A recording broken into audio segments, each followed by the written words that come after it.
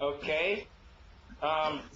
Brother Wayne Vogel, can you quote Ephesians 3:3-5 for me, sir? No, I missed that on the test. Did you? Okay. Brother KJ, can you quote that passage for me, sir? Read it pretty well.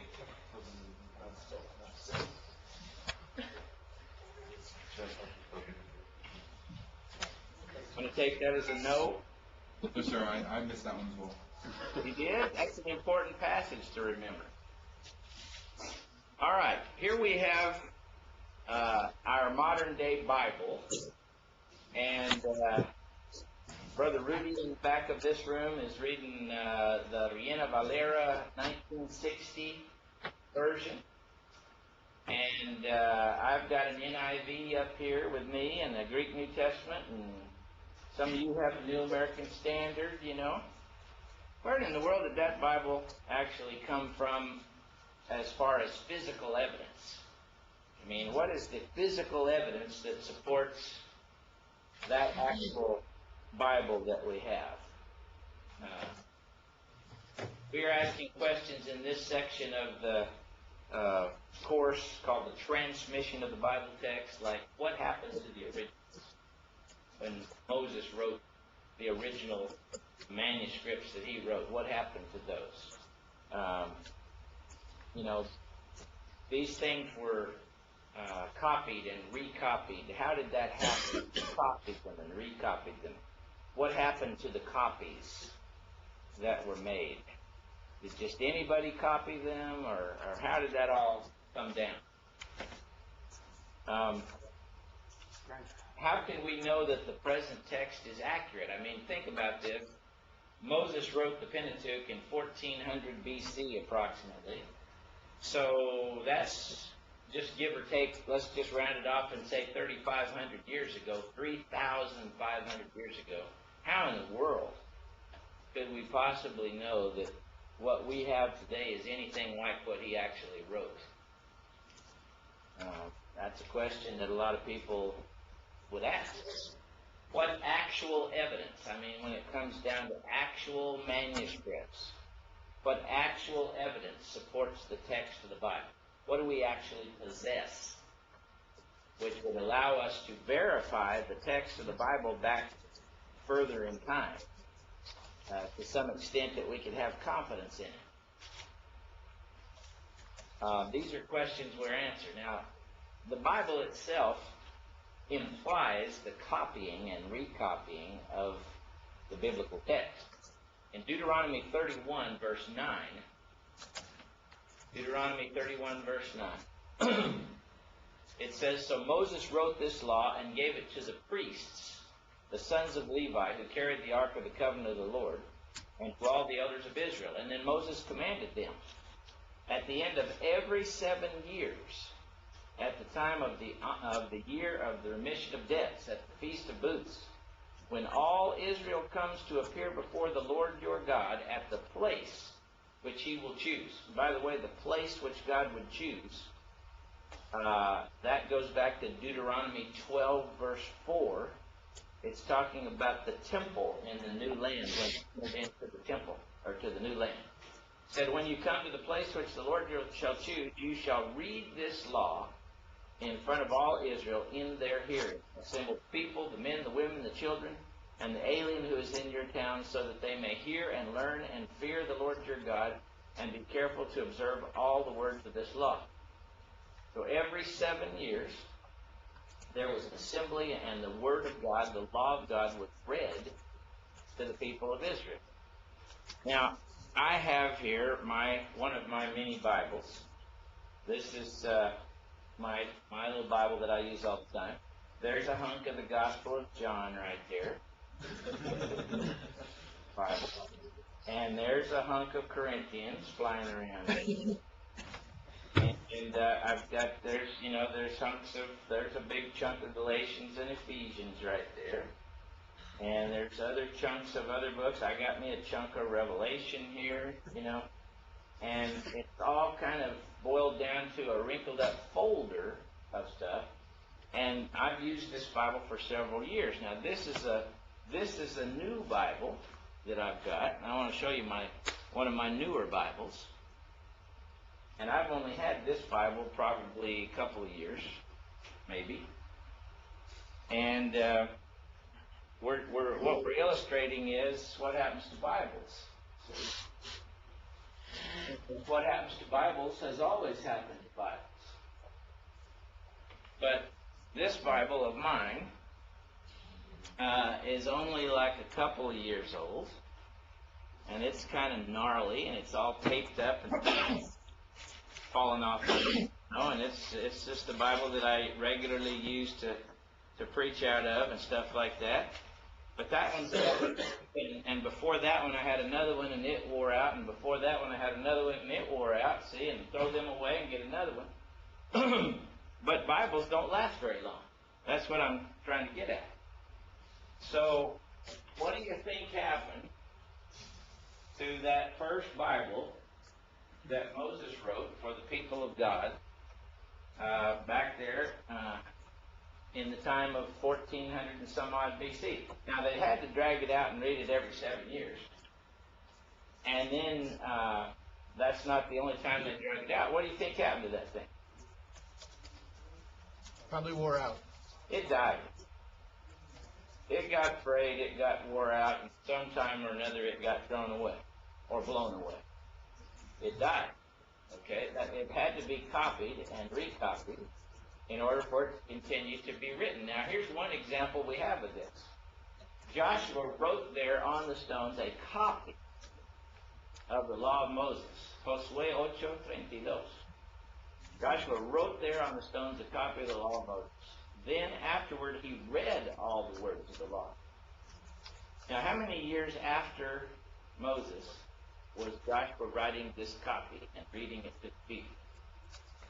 ¿Cuántos años después del tiempo de Moisés escribió esta copia de la ley de Moisés y lee a la gente de Israel? So how many years after this did that happen? It says here there was not a word of all that Moses had commanded which Joshua did not read before all the assembly of Israel and the women and the little ones and the strangers who were living among them. So we understand that in the intervening years, every 7 years, the priests had read the law to the people. Joshua at least wrote a different copy of the law here and read that to the people. Deuteronomy 17 verse 18 is looking forward to the time when a king would sit on the throne of Israel. Deuteronomy 17:18. Now it shall come to pass when he sits on the throne of his kingdom. Who was the first king of Israel? ¿Quién era el primer rey de Israel? Saul. Right. When he sits on the throne of his kingdom, he shall write for himself a copy of this law on a scroll in the presence of the Levitical priests. This shows me that the priests were the keepers of the copies of the law, and that other copies were made from the priests' copies. See? The priests kept the copying of the law as their purview, and other copies were made from their copies. Where did Moses first deposit the law when he first finished it? He gave it to the Levites and the priests that carried the Ark of the Covenant, see? And there he deposits it. They were to read it to the people every 7 years. See? So it says, this copy shall be with him, and he shall read it all the days of his life, that he may learn to fear the Lord his God. Now, in 2 Kings 22 and 23, Segundo de Reyes 22 y 23, it's concerning the book, it's concerning the time of Josiah, el joven rey Josiah. Let's look at 2 Kings 22.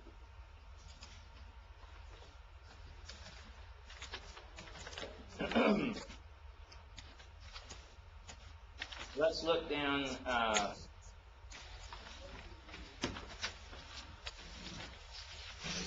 at verse 8 beginning. Comenzando con versículo 8. Verse 8 beginning, brother. Let's see here. Brother Jess, would you read starting at verse 8 there, please? Then Hilkiah the high priest said to Shaphan the scribe, I have found the book of the law in the house of the Lord. And Hilkiah gave the book to Shaphan, who read it. Shaphan the scribe came to the king and brought back word to the king and said, Your servants have emptied out the money that was found in the house, and have delivered it to the hand of the workmen, who have the oversight of the house of the Lord. Moreover, Shaphan the scribe told the king, saying, Hilkiah the priest has given me a book. And Shaphan read it in the presence of the king. All right, that's good enough. So this was in 622 BC.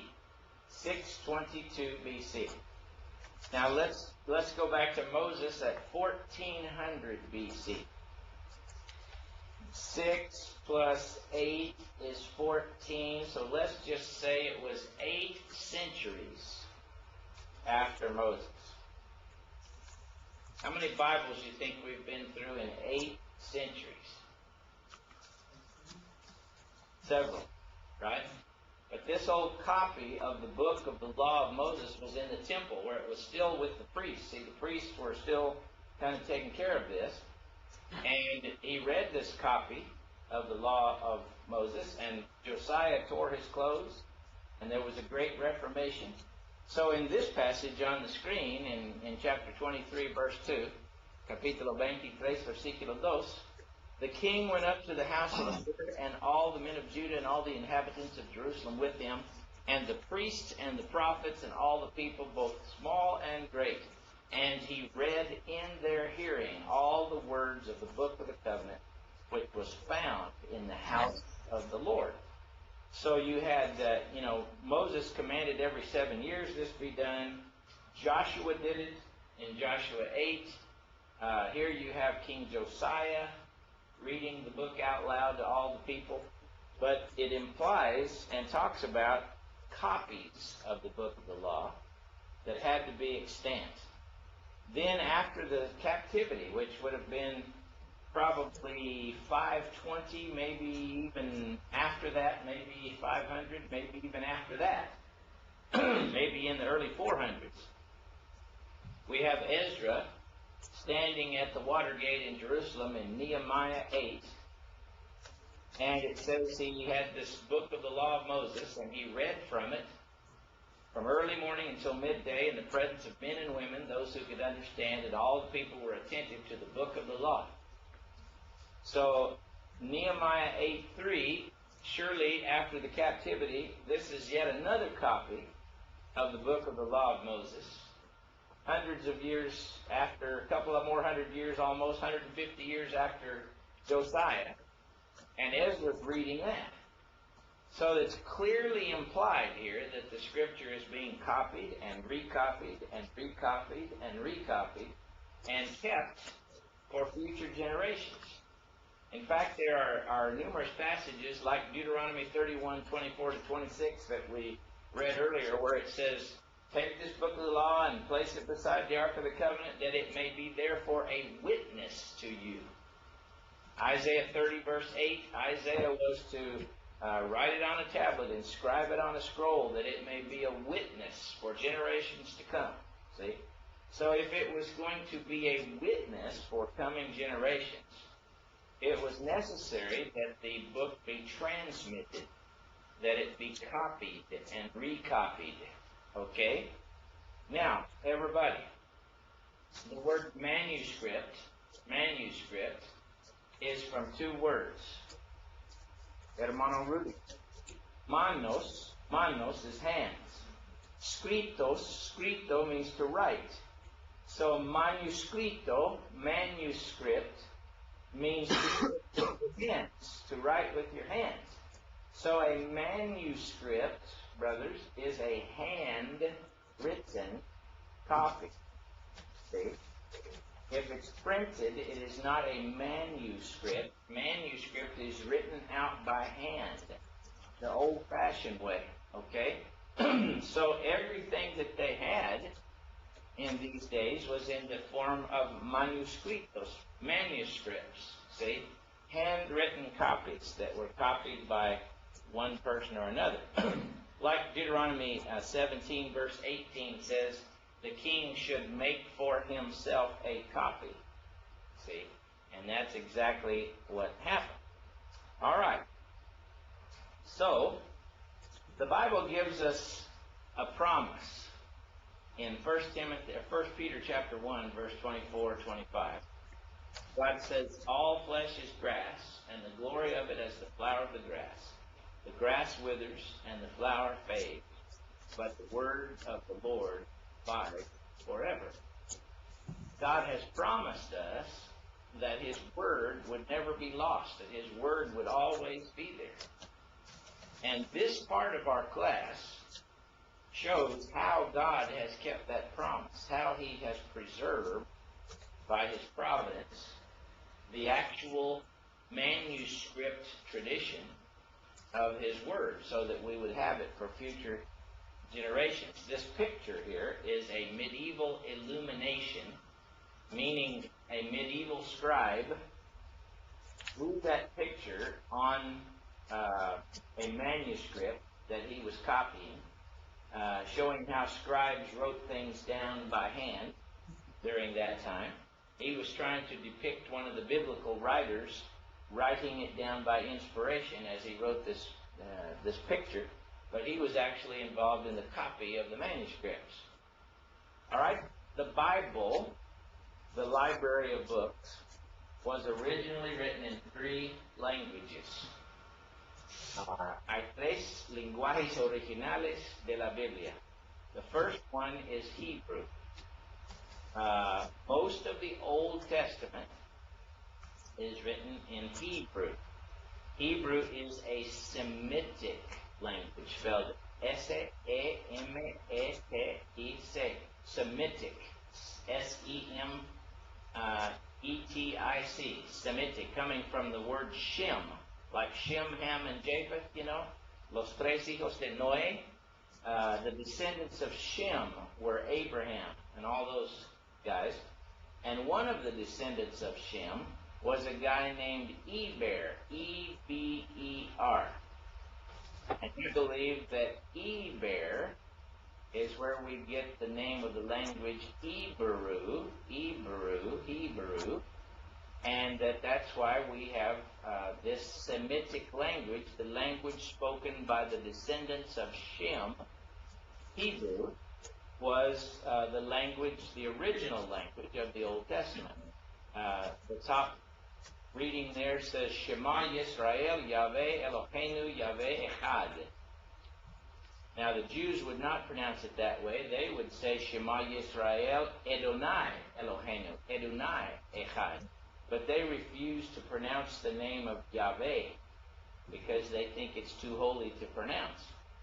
But the 4-letter word there is the name of the Lord. This is the Shema, Deuteronomy 6, verse 4. Hear, O Israel, the Lord is our God, the Lord is one. The next line down there looks just like the first line to you. That's because the letters are the same, but it is a different language. Es como inglés y español. Las letras hay los mismos, pero los lenguajes hay diferente, ¿verdad? So, in other words, English and Spanish have the same letters, but they are 2 completely different languages, just like Hebrew and Aramaic have the same letters. They are 2 different languages completely. Okay? I'm not any good at Aramaic, but it says, and the elders of the Jews built it and prospered. It's a section from Ezra. The largest portions of any books that are in Aramaic are in the books of Daniel and Ezra. This is because during the Babylonian captivity, some of the people involved in the correspondence and everything there were speakers of Aramaic and not Hebrew. And so you have that in the original books of Daniel and Ezra. A lot of the book is written in Hebrew, some of it is written in Aramaic. Both Aramaic and Hebrew are Semitic languages. Now, in the Old Testament, as far back as Genesis, if you go back to, for example, Genesis, I want to say 31 here, just a minute. Genesis 31.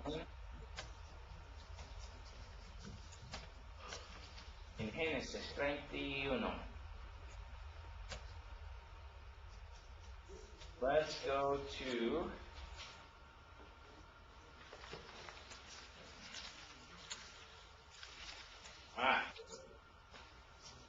Genesis 31, verse 20. Genesis 31, verse 20. Brother Nathan McVeigh, please, sir. And Jacob deceived Laban the Aramean by not telling him that he was fleeing. That's good enough. Laban the what? Aramean. Now, some translations will say Laban the Syrian. See? Genesis 31, verse 20, Brother Rudy. Does yours say Aramean or Syrian? El Sirio or Arameo? Arameo. Okay, it's Arameo. Aram, A-R-A-M, is the ancient word for Syria. So the country of Syria in the language of Genesis is A-R-A-M. Aram. So in your different translations, in your more old English translations, it'll say Laban the Syrian. In the more modern translations, it'll say Laban the Aramean. But it's just giving you the Hebrew word there for it. Aramean. It means Syrian. So Aramaic is the language of Syria. It is the language of Syria. Now, if you are to look at old archaeological stone cuts depicting Syrians, the Syrians are of the same people, the same Semitic people as the Hebrews. They look alike. They look like the Hebrews. Damascus was the capital of Syria. But Laban and Abraham, and those were relatives. They were the same blood. They were of the same people. So Hebrew and Aramaic are kinfolk languages. Okay? And as time went by, when you come down to the time of Jesus, the Aramaic and Hebrew languages had kind of amalgamated a little bit, and Hebrew in the time of Jesus was more Aramaic. See? And so when Jesus spoke daily, he probably spoke more Aramaic than he did Hebrew. The Bible, however, was preserved in the old Hebrew language. See? So a lot of times they would read it in Hebrew, and then they would have to explain it in Aramaic, which was called the Aramaic Targums, when they explained it in Aramaic. Probably something like this is going on in Nehemiah 8. Turn over to Nehemiah 8 for just a minute.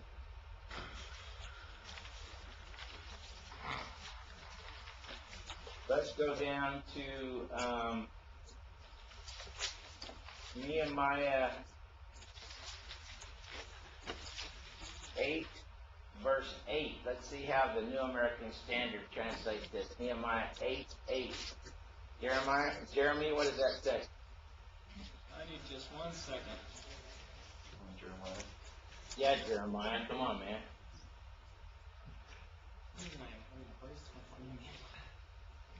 Pages are stuck together. Just one second. Genesis. There we go. Nehemiah, what was the 8:8. Okay.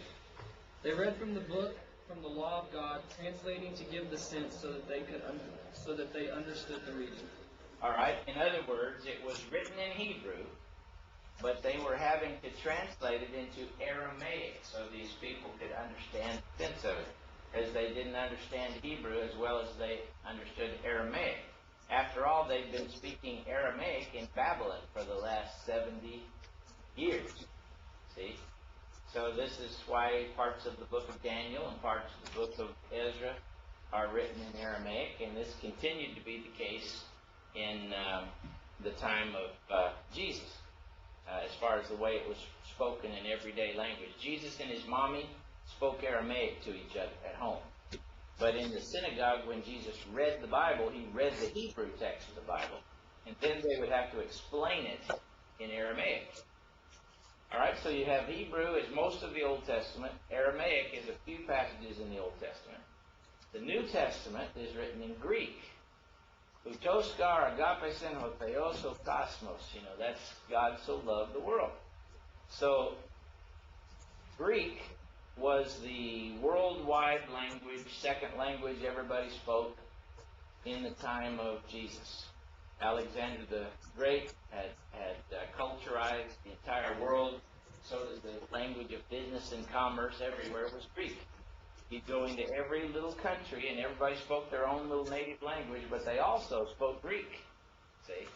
So Greek was the perfect language to disseminate the gospel throughout all of the world, and that's what the New Testament was originally written in. Now, here's a wrinkle for you.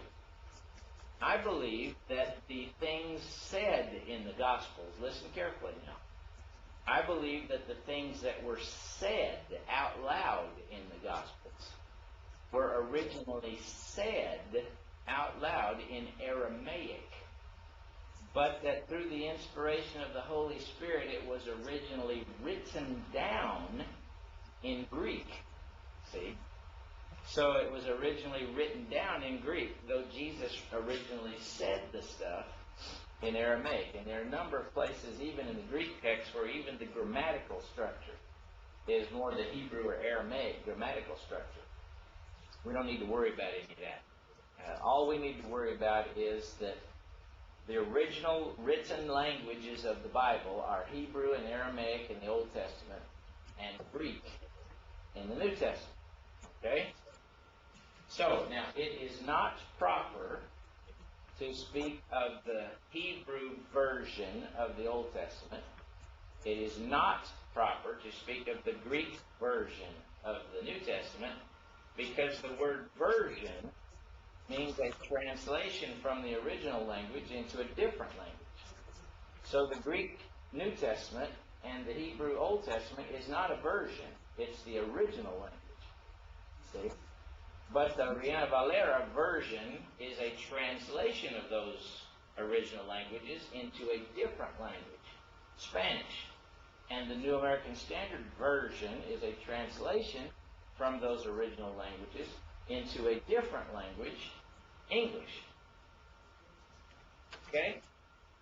So the word version means a translation from the original language into a different language. And there are bukus of translations. The people that I study with on Wednesday mornings in the Ukraine use the Russian version, one of the Russian versions. Brother Jeremy Roberts, yes, sir. If a version is a translation from the original language, does that mean that you would say that any versions that may have been translated from the Septuagint then would not be versions in and of themselves? Well, they would be versions of versions. Okay. See? So those are twice removed. And Kenneth Taylor's translation is not really a translation, it's a paraphrase of an English version. So it's a version of a version. But version simply means translation. Translation is an act of men. All right, so three languages of the Bible are Hebrew, Aramaic, and Greek. 99% is Hebrew and Greek, but there's a little bit of Aramaic sprinkled in just for taste there in the Old Testament. All right, as we said before, for many years, for many centuries, in fact, for probably 3,000, 2,500 years of the history of the text was handwritten. And the art of writing by hand is still not lost. You see here a modern scribe with a stylus. That thing that he's got is a stylus. And scribes have been using styli, that's the plural, to write manuscripts of the Bible for many years. But this is the way copies were made from the beginning until now. The earliest kind of writing that we know anything about is called cuneiform script. The earliest kind of writing that we know about is called cuneiform script. Now, many of the archaeological finds that come from like 1800 to 2000 BC, you know, in the first part of the second millennium BC, we found documents going back that far. Those documents, like, you know, the Nuzi tablets, Mari tablets, things like that, those are in cuneiform. Cuneiform is a sequence of lines and cuts and dashes that are cut into clay tablets. That was usually the format of the writing. We've got things like the law codes of Hammurabi and other things like that. But this type of writing, which is a series of lines and intersections and cuts and shapes, it's basically lines and angles, it's called cuneiform. And, you know, Feng Wei's language, Chinese, has symbols. It doesn't have alphabet.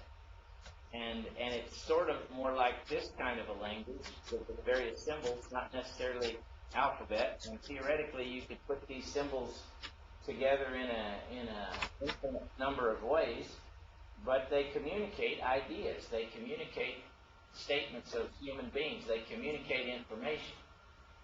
And, you know, if you just start thinking about the different languages, you've got Indo-European languages like Portuguese, Spanish, French, English, German, you know, all of those kinds of languages that use the same letters but are totally different languages, you know. We've got all those different languages that combine these different symbols. You've got a huge variety of Oriental languages, Indian languages, African languages, you know. Go ahead, Brother David. I was just going to ask something I've never understood. I mean, with like the Greek language and the English language, I mean, we have letters, form them into words, but I've never understood it with these languages that are like symbols and stuff, is how you translate those into the spoken language. I've never understood how that works. Well, I don't either, because I don't speak any of those languages.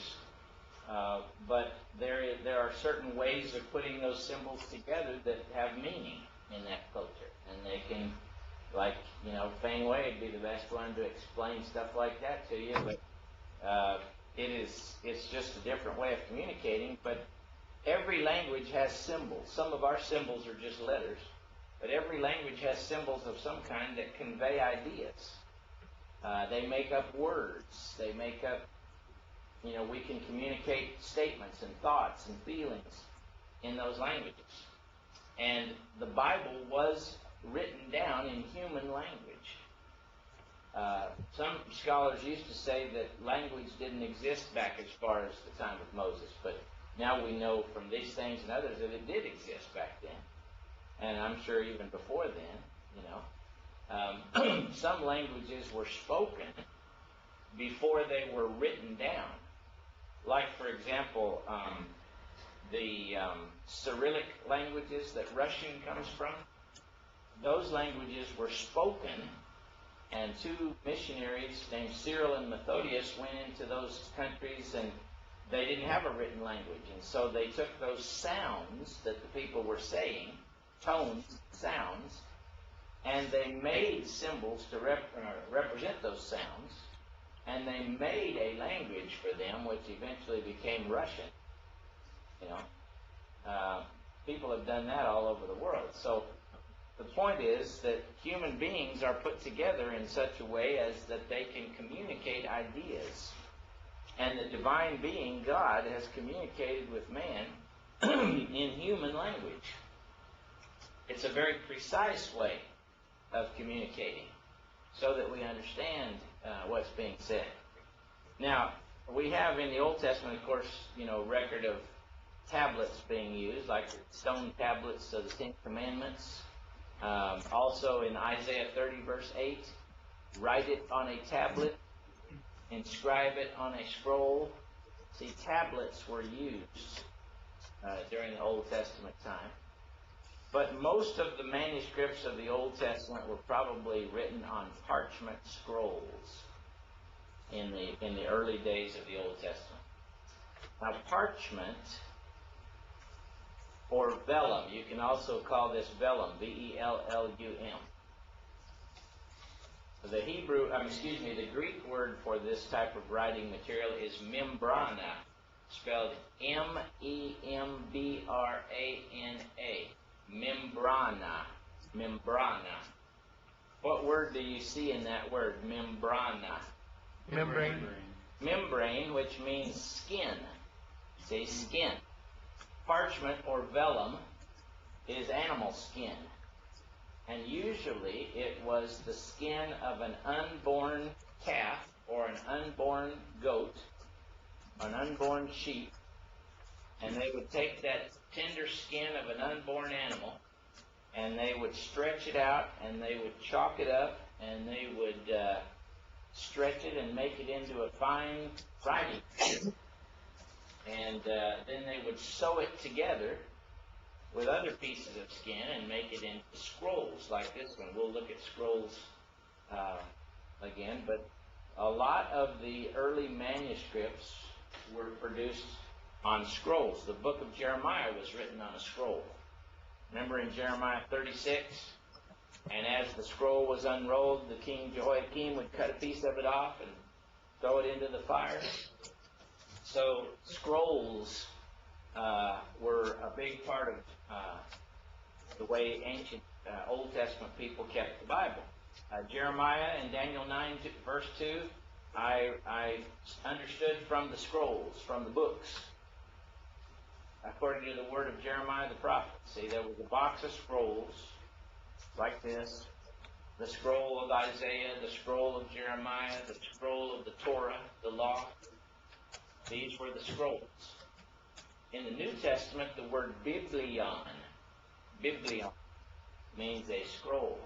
Biblion, scroll. So they handed Jesus the scroll of Isaiah, like this. The eunuch would have been reading the scroll of Isaiah, like this. So parchment scrolls is one of the main ways that these books were transmitted. Now the other major writing material that the books of the Bible were copied on is papyrus, P-A-P-Y-R-U-S. Papyrus. Can you spell that again, please? Yes? Could you spell that again, please? P-A-P-Y-R-U-S. Papyrus. The papyrus is a plant that grows in the marshes along rivers. And like in Egypt and other places in the Near East, there are these big plants in the reeds called papyrus. What you have to do is cut into the stalk of the plant, and inside the stalk of the plant there's this white strips of pith. You take this white stuff out, and it's in strips, and you lay it, as you see here, you lay a row of vertical strips and a row of horizontal strips, and then you put flat rock on top of it, real heavy weight, and you smash it down into itself, and you let it dry. And what you have when you get done letting it dry is a fine, smooth piece of writing material. And the people of Egypt used a lot of papyrus to write on. And many of the earliest New Testament manuscripts are written on papyrus. Papyrus is a plant, see? And it's different than parchment or vellum, which is the skin of animals. So the Old Testament manuscripts were primarily, first of all, written on animal skins, parchment, vellum, membrana. The New Testament manuscripts, a lot of our oldest New Testament manuscripts, were written on papyrus, and then later on, when Christianity was legalized and they could afford better writing material, a lot of our manuscripts are also written on parchment or vellum. All right, so the two major types of material on which manuscripts are written are parchment and papyrus. The oldest fragment of the New Testament that we still have is P52, papyrus number 52. It's called the John Rylands fragment, the John Rylands papyrus. It is a fragment of the 18th chapter of the Gospel of John, and it dates from around 100 A.D. Now let's think about that for a minute. This little piece of the Gospel of John dates around 100 A.D. The Apostle John was still alive in 100 A.D. The Apostle John didn't die until the reign of Trajan. So if this thing dates from 100 A.D., John was still alive when this thing was copied. That kind of blows your mind. But if some people say, well, the New Testament's really not a first century document, well, this kind of blows that theory. Because this piece of actual physical evidence actually dates from the end of the first century, the beginning of the second century. Right now, that is papyrus. You can see on you've got the recto and verso side, which is the front and back. You can see on the right-hand side of the screen there the horizontal lines of the papyrus going up and down there. You can see that it's a piece of papyrus.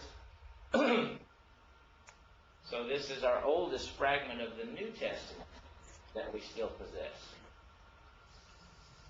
This is a piece of parchment. This is not papyrus. This is animal skin.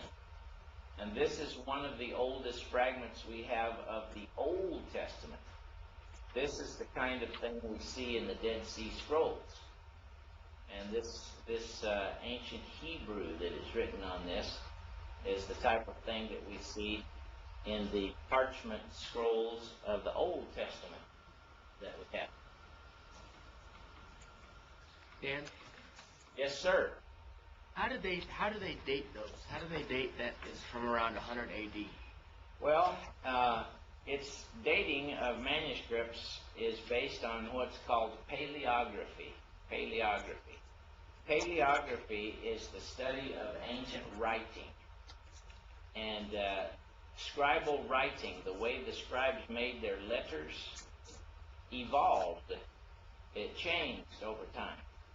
And we have so many manuscripts that are from so many different time periods that we can watch the evolution of the forms of the letters over time.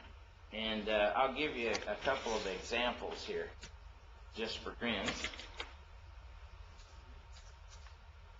Give you a visual.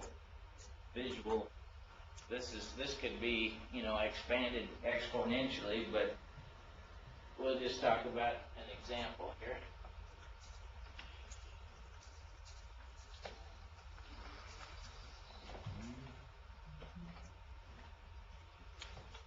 Okay. Let's see. In Greek, you learn to make your upsilon like this. However, if you were a first century scribe writing an upsilon, you would make it like this. Yeah, it's not a gamma, that's an upsilon. Okay? But what happened is, as time went by, and the tail got shorter, sort of like, the monkey lost his tail and stuff like that and developed into a man, sort of. But this actually happened in the writing of the upsilon, until finally the upsilon was just written like this. What happened was, as the centuries went by, the tail got shorter until it was finally made like this. Now, that's just one letter. There are other letters. For example, you have this letter.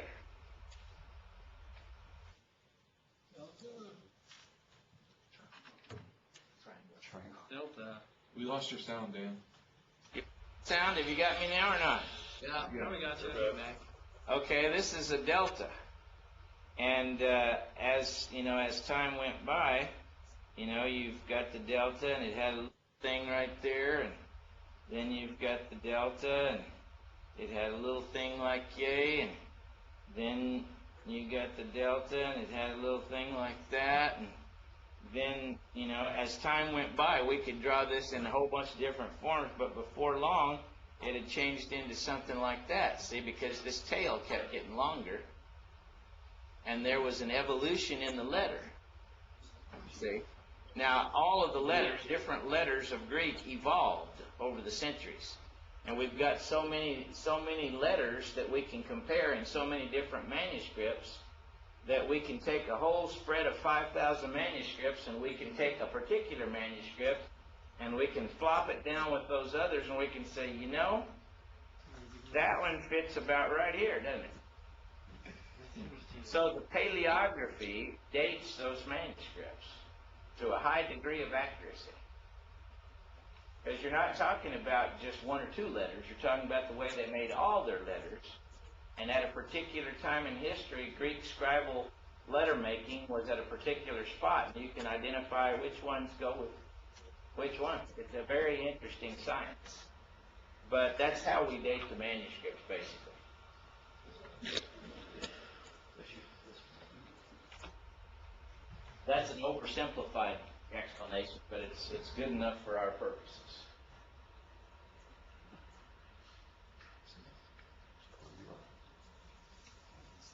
So, does Dan believe in evolution? Yes. The I was evolution. just going to say I got to write evolution and didn't have to worry about it. Yeah, the evolution of the Greek language. In fact, any language that is still alive and being written will evolve and change. It will not only evolve and change in the way it's being written, but any language that is still being spoken will change in the way that it's spoken and in the meanings of the language. Okay? Every living language is in a state of constant evolution. Only dead languages that are no longer spoken, like Koine Greek and ancient Hebrew, those languages don't change anymore.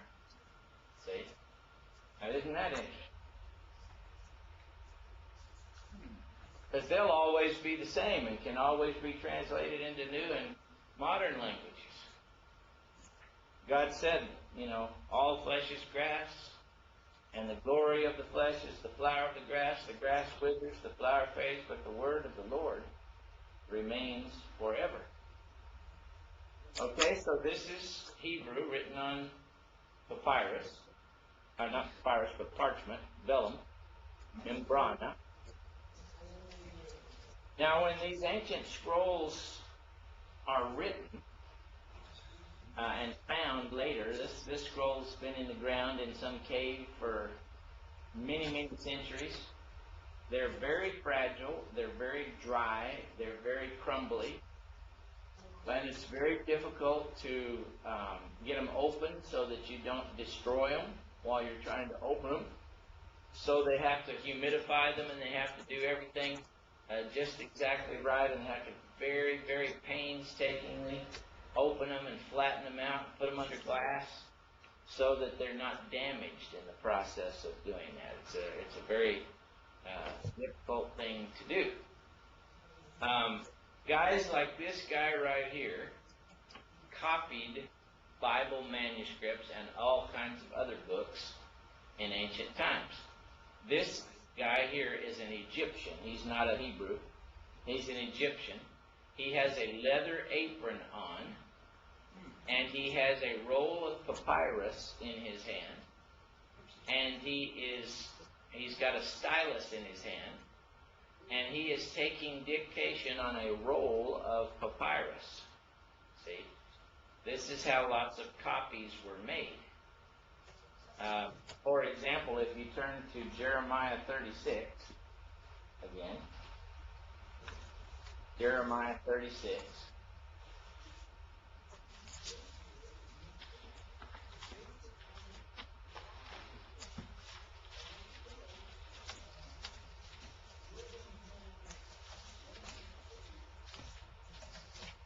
Well, Let's see here.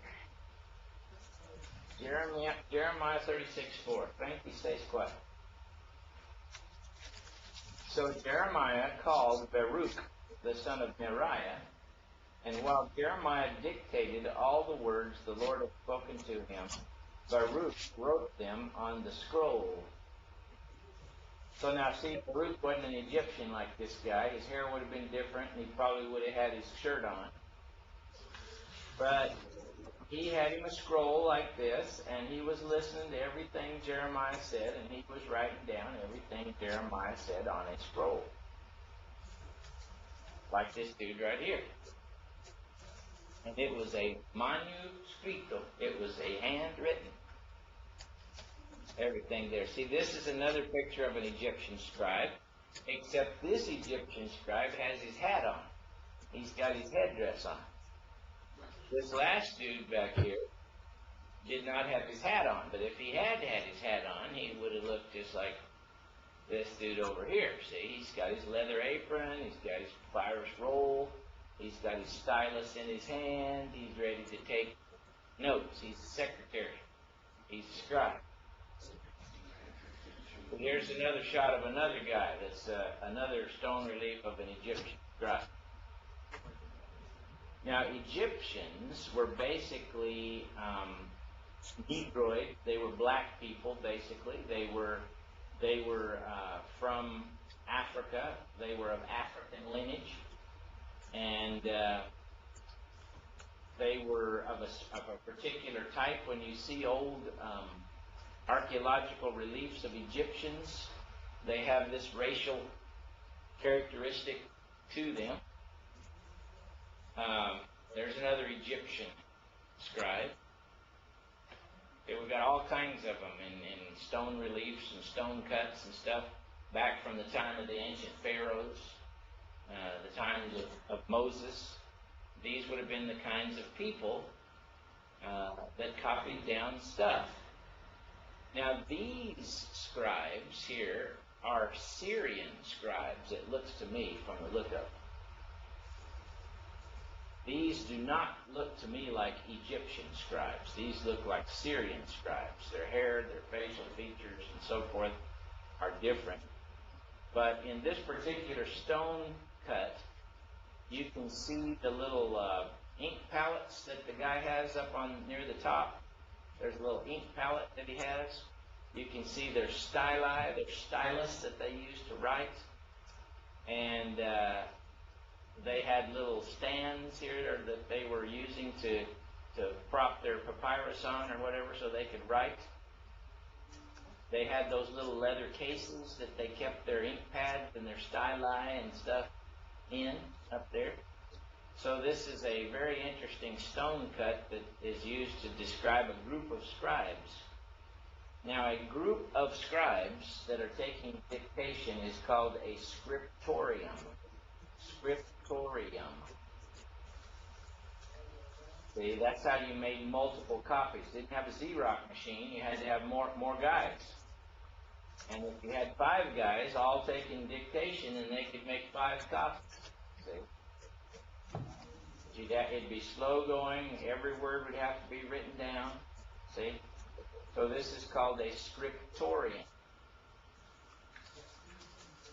Now, if John was going to write a letter and send it to the 7 churches, that may mean that he needed to make 7 copies in order to send out to the 7 churches.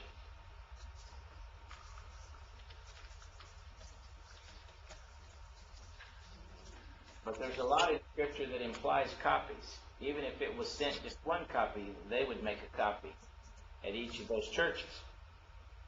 All right, so these are scribes in a scriptorium. These are Syrian scribes. They look very different than Egyptian scribes. This is another archaeological relief that we have. It shows the stylus and it shows the writing. It's a little bit crude in its depiction, but you still get the idea.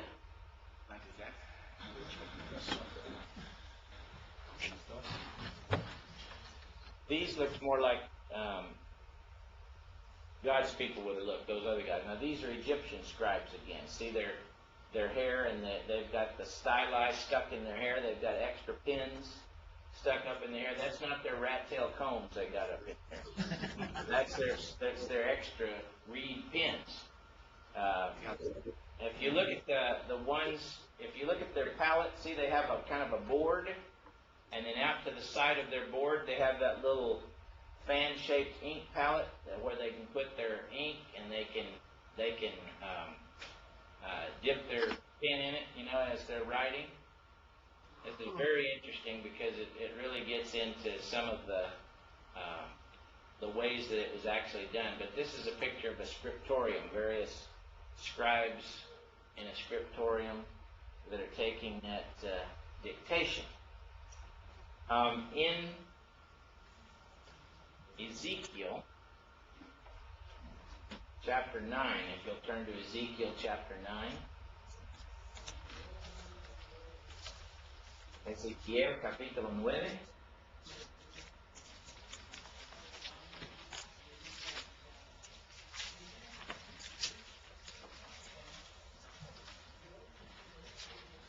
Versículo 2, verse 2. Ezekiel 9, verse 2. Brother Jess. Behold, 6 men came from the direction of the upper gate, with faces north, each with his shattering weapon in his hand. Among them was a certain man clothed in linen, with a writing case at his loins, and they went in and stood beside the bronze altar. All right. A writing kit or a writing case involved these things right here. The thing in the middle is the stylus.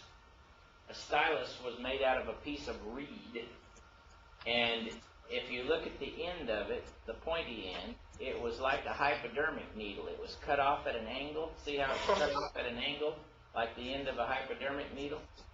And in the end of it, it was slit at the end, so it would suck up the ink. So it was shaved off to a point like a hypodermic needle, and sometimes a little split in the end so that it would suck up the ink. So when he dabbed his reed pen in there, he could write on the papyrus. The little jar up top is a water jar, and the little palette there with the 2 holes is for mixing ink. The ink was a combination of what they called nut gall that was made from grinding up the nuts, and then it was lamp black. A lot of times the soot off of lamps was used to mix in with it, and water, and there may have been another ingredient or 2, but basically nut gall and lamp black and water mixed in this little thing, and then he would just dip his pen in there and write on the papyrus or write on the parchment, depending on the professionalism of the scribes, either very carefully and very fine script, or just, you know, kind of random like some people write, but depending on who was doing the copy. So this is a picture of the scribal kits that were normally used. Now, let me think here. Who wants to ask a question right now? Or not? Or not? Okay, let's salir a la asamblea, and then let's volver otra vez after chapter.